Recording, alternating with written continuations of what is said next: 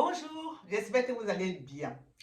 Nous allons continuer avec des vidéos sur le travail en Suisse. Et lors de ma première vidéo concernant ce sujet, je vous avais parlé des accords qui existent entre la Suisse et l'Union européenne. Et ces accords, notamment, c'est les accords sur la libre circulation des personnes. Ça veut dire que tout citoyen qui appartient à l'Union européenne a le droit de venir en Suisse, a le droit de travailler, de vivre en Suisse. Et tout Suisse a également le droit d'aller vivre en France, par exemple, ou en Italie, ou en Espagne, ou au Portugal, pendant ses jours de retraite pour étudier, pour y vivre, pour se soigner là-bas. Voilà. Alors, aujourd'hui, je vais vous parler des autorisations de séjour en Suisse.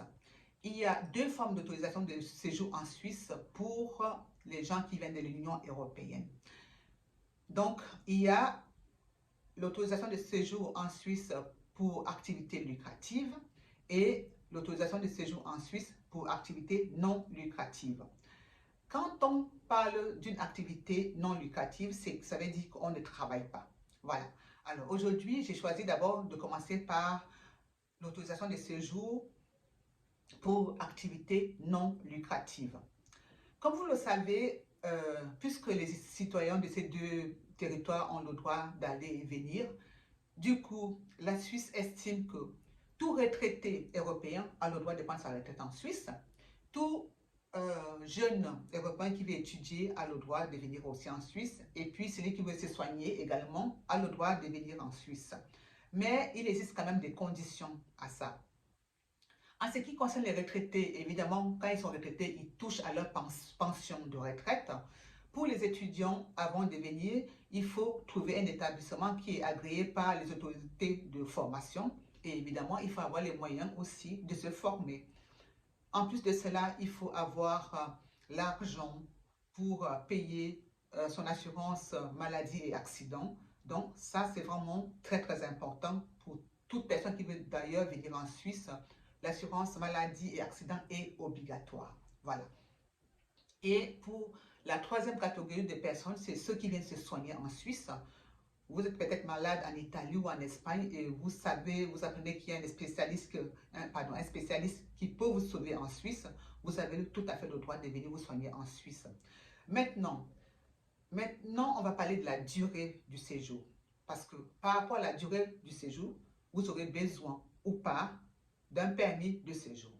Alors, tout citoyen venant de l'Union européenne qui arrive en Suisse et qui séjourne en Suisse pour moins de 90 jours, pour moins de 3 mois, n'a pas besoin qu'on lui établisse un permis de séjour. Maintenant, si votre séjour dure plus de 3 mois jusqu'à une année, là, vous avez besoin d'un permis de séjour. Vous avez besoin d'un permis de séjour qu'on appelle LUE. En fait, les autorités vont donc vous établir un permis de séjour qui s'appelle permis de séjour LUE. Voilà. Mais si votre séjour dure plus d'une année, voire 2, voire 3 ans, ce sera le cas pour les étudiants. En ce moment-là, les autorités vont vous établir un permis de séjour nommé BUE. Voilà, ça a complètement changé par rapport à il y a 10 ans. La nomination des permis aussi a changé. Donc, je vais récapituler. Pour chaque citoyen de l'Union européenne qui arrive en Suisse, qui va faire un séjour de moins de 3 mois, pas besoin de permis de séjour. Si par hasard, il fait plus d'une année, enfin, à partir de 3 mois jusqu'à une année, là, il y a besoin d'un permis. En ce moment-là, les autorités vont lui établir un permis LUE. Mais si le séjour dure plus d'une année, 2 ou 3 ans, ce sera le cas pour les étudiants européens qui viennent étudier en Suisse, là, on leur établit un permis un permis BUE. Voilà, les trois possibilités. Alors, maintenant, je sais que certains Africains qui habitent en France, en Italie, en Espagne, qui ont un permis de séjour dans ces pays-là, vont se demander, mais comment ça se passe pour nous? En fait, ce n'est pas du tout le même traitement. Ce n'est pas du tout les mêmes autorités en Suisse qui gère les permis en ce qui concerne l'Union européenne. C'est deux autorités différentes. Donc, pour séjourner en Suisse pendant moins de 3 ans, pendant moins de 3 mois, les résidents étrangers en France, en Italie, au Portugal, qui ont le permis de séjour de ces pays-là, ont le droit de circuler dans toute l'Europe pour une période de moins de 3 mois. Ils ont le droit. Ils ont le droit de visiter la famille, ils ont le droit de voyager, ils ont le droit de faire les vacances. Parce que récemment, j'ai vu une polémique concernant ce sujet, mais les gens, les Africains qui ont le permis de séjour en France ont par exemple le droit de venir en Suisse pour les vacances. Ils ont le droit de venir se soigner, peut-être en Suisse aussi s'ils sont malades, pour moins de 3 mois. Ils y ont droit. Voilà. Mais sauf que, comme d'habitude, le nerf de la guerre, c'est l'argent. Donc, il faut avoir ses moyens financiers. Il faut avoir l'argent pour voyager, pour se protéger en cas de pépins de santé. Ça, c'est très, très important aussi. Donc, voilà. Alors, aujourd'hui, ma vidéo va être beaucoup plus courte que les fois précédentes parce que c'est un sujet tellement important qu'il faut vraiment que les gens comprennent. Il ne faut pas se perdre, hein. Moi aussi, je ne dois pas me perdre dans mes explications afin que vous me compreniez très bien.